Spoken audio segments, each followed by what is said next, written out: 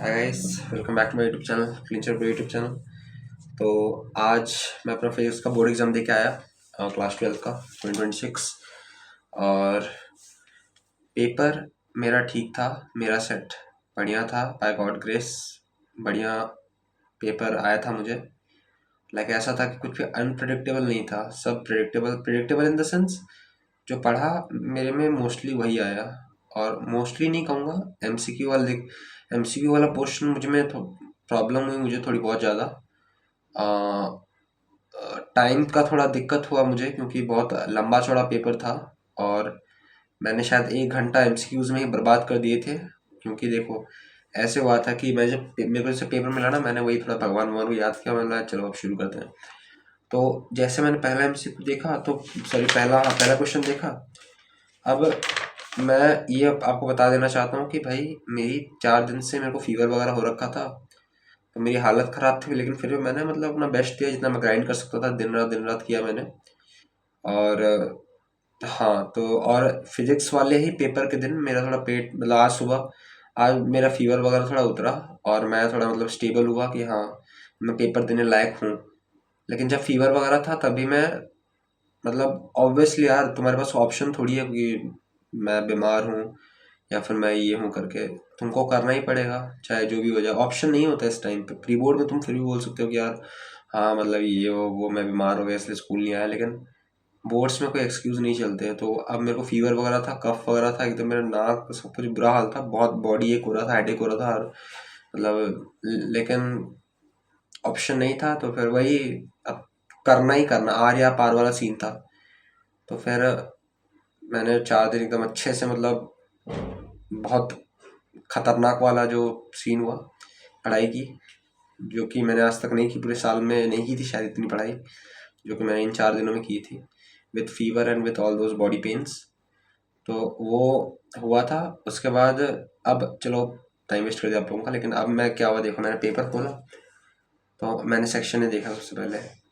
तो मतलब ऊपर मैंने सोचा कि एक बार ना ऊपर ऊपर से देखते ना 15 मिनट है। तो मैंने ऊपर ऊपर से देखा।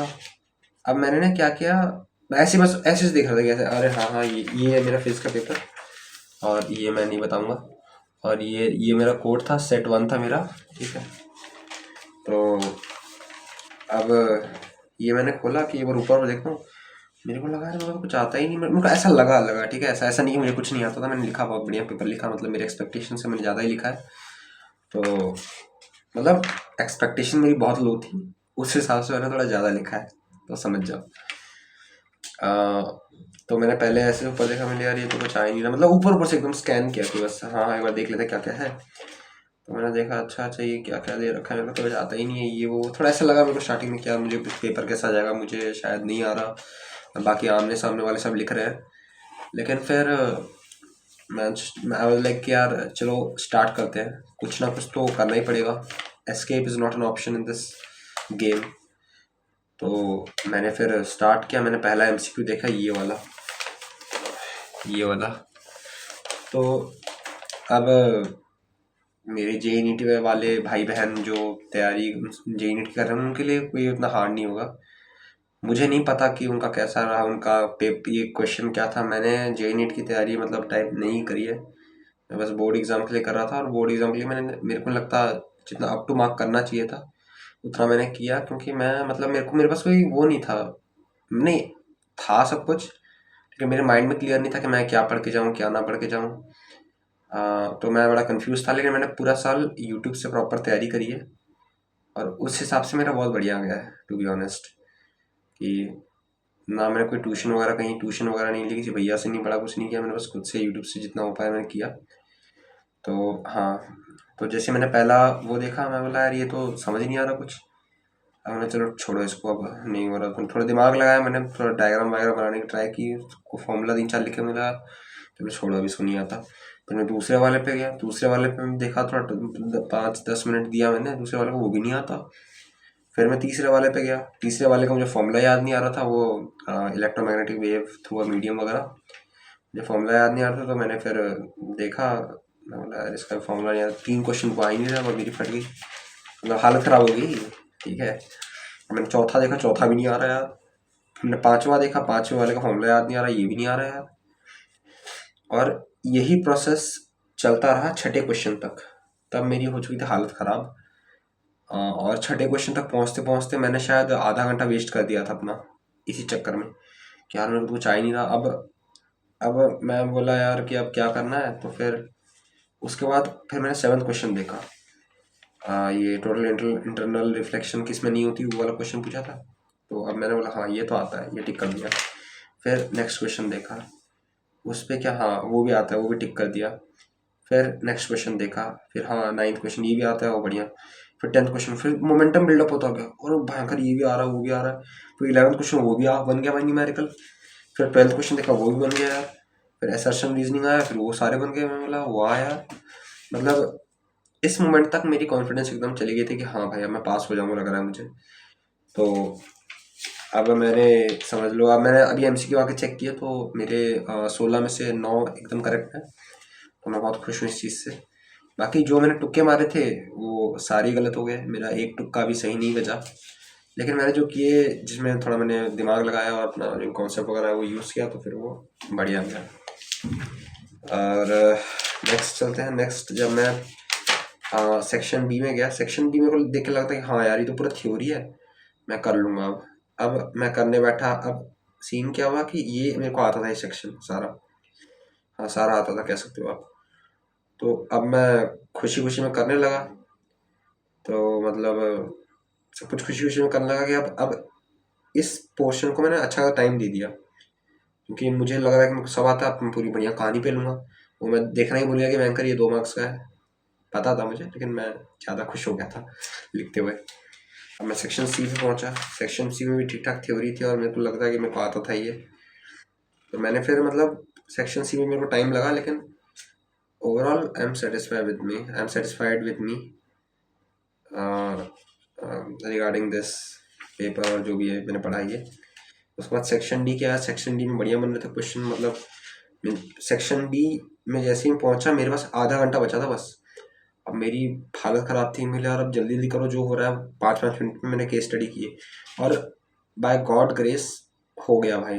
फॉर्मूला लग गया फटाफट और पेपर भी लीनियंट था तो हो गया मेरा बढ़िया। अब उसके बाद मैं फिर पहुंचा ये वाला डी सेक्शन में, डी सॉरी ई सेक्शन में। ई सेक्शन में पहुंचते ही पहला क्वेश्चन मुझे थोड़ा अजीब लगा। अजीब नहीं, मतलब मैंने लिखा, कॉन्सेप्ट तो यूज़ किया मैंने, सही लिखा है इतना मुझे लग रहा है। उसके बाद हाँ हो गया मेरा 31 क्वेश्चन सही गया शायद, लग रहा है मुझे सही गया है। और उसके बाद 32 क्वेश्चन में लेंस फार्मूला दिया हुआ था।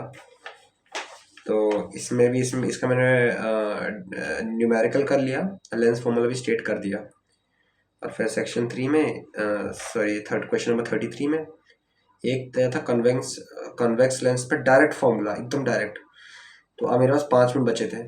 अब मेरे को एक क्वेश्चन नंबर 33 में 5 नंबर घेरने थे कैसे भी करके। तो आई लाइक यार अगर कुछ डेरिवेशन करने बैठूंगा तो मेरे को टाइम लगेगा और कुछ हो ही नहीं पाएगा। इससे अच्छा भाई जाके फटाफट न्यूमेरिकल, तो मैंने शायद 30 सेकंड के अंदर न्यूमेरिकल कर दिया। उसमें मैं फिर डेरिवेशन पर मैंने डायग्राम बनाया, फटाफट रफ सा बनाया।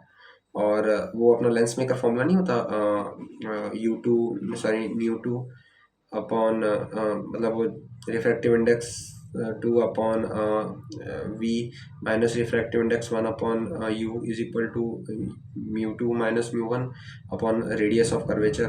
तो वाला फॉर्मूला लगा दिया बस। अब वो डिराइव नहीं कर पाया मैं उसमें, उसके बाद उसको ऐड करना होता है, ऐड करके फिर हम लोग निकाल देते हैं। तो हाँ, तो ऐसा गया मेरे पेपर। और इतना मुझे श्योर है कि मैं पास हूँ आराम से। बाकी मैं मार्क्स तो नहीं बताऊंगा कितने मेरे एक्सपेक्टेशंस हैं, क्योंकि शायद नहीं बताने होते वो सब, क्योंकि अब वो चेकर पे भी डिपेंड करता है कि कितने वो देगा। बट मैं इतना इतना श्योर हो चुका हूँ कि यार मैं पास हूँ इस पेपर में, और अच्छे आराम से पास हूँ मैं। ऐसा कोई नहीं कि मैं जस्ट पास हूँ, आराम से पास हूँ।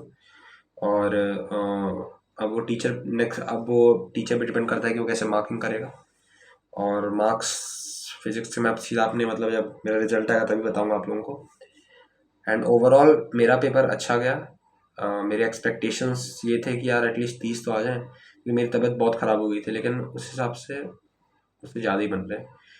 तो मतलब एक्सपेक्टेशन से कई गुना अच्छा बन रहा है मेरा पेपर। कई गुना नहीं, कुछ गुना अच्छा बन रहा है पेपर, मतलब मार्क्स मेरे।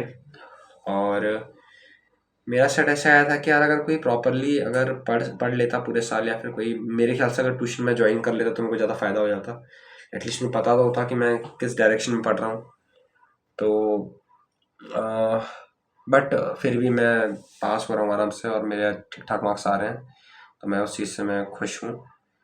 और बाकी अगर मैं अपने जूनियर को गाइड करना चाहूँ तो जो स्कूल जा रहे हैं, क्योंकि मैं भी स्कूल रेगुलर स्कूलिंग वाला बच्चा था, तो मैंने कोई ऐसे कोचिंग वगैरह नहीं ज्वाइन की थी। तो मैं ये रेकमेंड करूँगा कि यार अगर आप बोर्ड्स के लिए तैयारी कर रहे हो तो यार प्रॉपर कोई ट्यूशन या फिर कहीं से एक मतलब एक वो कर लो कि यार जहाँ समझ लो कोई भैया दीदी पढ़ा रहा है, या फिर कोई ट्यूशन में जा रहे हो, तो वो एक अच्छा मतलब मैं कहूँगा तरीका है। क्योंकि तुम एटलीस्ट डाउट वगैरह पूछ सकते हो, वो सब कर सकते हो। ऑनलाइन में नहीं होता है यार ये सब। यूट्यूब पे जितना भी तुम देखोगे ना, तो यूट्यूब में भले क्या होता है ना कि जैसे मैं पढ़ रहा हूँ, अब मेरे को अचानक इंस्टेंटली डाउट आया कि हाँ हाँ ये कुछ डाउट है, अब मैं पूछ नहीं सकता उस टीचर से कि सर ये कैसे हुआ। अब मैं फिर चैट जीपीटी या फिर परप्लेक्सिटी या जो भी एआई का जो भी बॉट्स हैं उनसे पूछता हूँ, तो वो फिर बहुत डिटेल आंसर होता है, तो वो फिर बहुत कंफ्यूज हो जाता है आदमी। तो वो एक है। और मेरी तरफ से ये गाइडेंस रहेगी कि यार अब जिसका पेपर जैसा जिसका गया है, अब टेंशन मत लो, प्रैक्टिकली सोचो और आगे बढ़ो। केमिस्ट्री आ चुका है, केमिस्ट्री भी अब आज का दिन हो ही गया, और 7 दिन बच गए तो हमारे पास। इसमें से लास्ट के 2 दिन वो भी पैनिक वाले होंगे, तो हमारे पास देखा जाए तो 5 दिन ही है प्रॉपर तैयारी करने के लिए।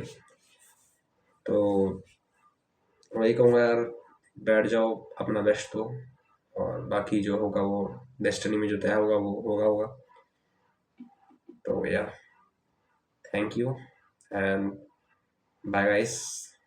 And if you like my videos और मेरे जो गाइडेंस में देता हूँ, जो मेरी गलतियाँ हैं वो मैं बताता हूँ आपको, जो आपको नहीं करनी चाहिए आगे, या मेरे जूनियर्स जो हैं उनको ये कहूँगा कि यार अगर आपको सही लगा तो आप रिक्वेस्ट सॉरी सब्सक्राइब कर लो और लाइक कर दो। At last, bye bye.